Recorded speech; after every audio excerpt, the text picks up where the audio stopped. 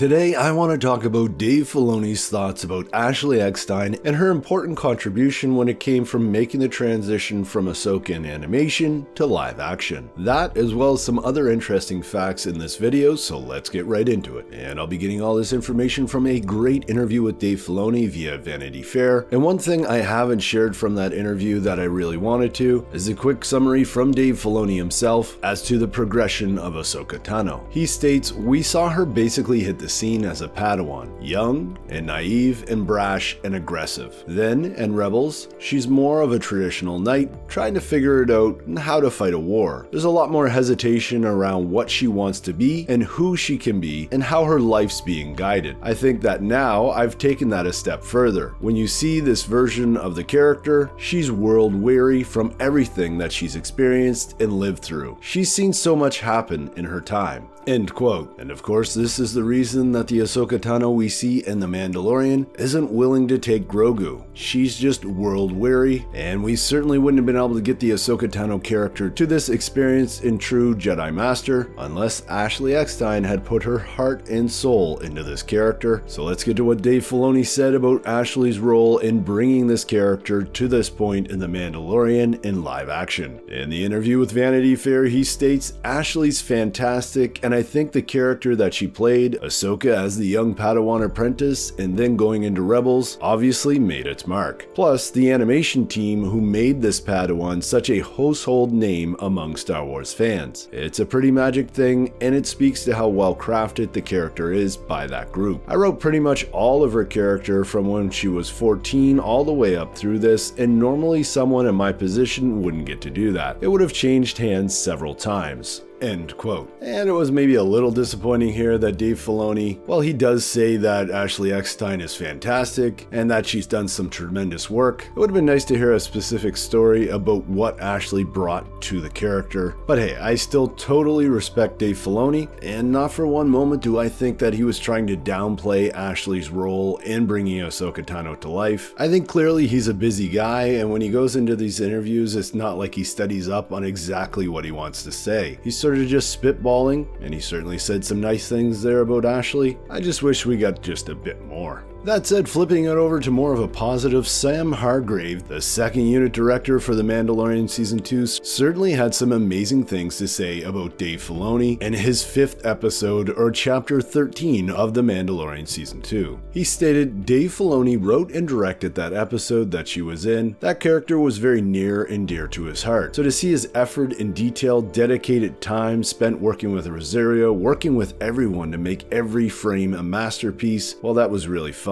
That said, he also goes on to state, he was stressed, he was like pulling his hair out. He was so committed to that style, you know, his choice, that kind of samurai movie style, from opening frame to closing frame, and he stuck to it and did such a unique look and feel. Hats off to Dave Filoni and Rosario for bringing that character to life." And I don't know about you Star Wars fans, but I can't wait to see what Dave Filoni does with an entire series of Ahsoka Tano. Will he be able to maintain that same level of perfection with an entire series? Well, certainly I think I know Dave Filoni is going to put his best step forward, and he's going to strive for that perfection. I just hope the guy doesn't lose all of his hair in the process. That said, Star Wars fans, let me know what you think in the comments below. As always, I'm Mike, thanks for watching, and may the Force be with you.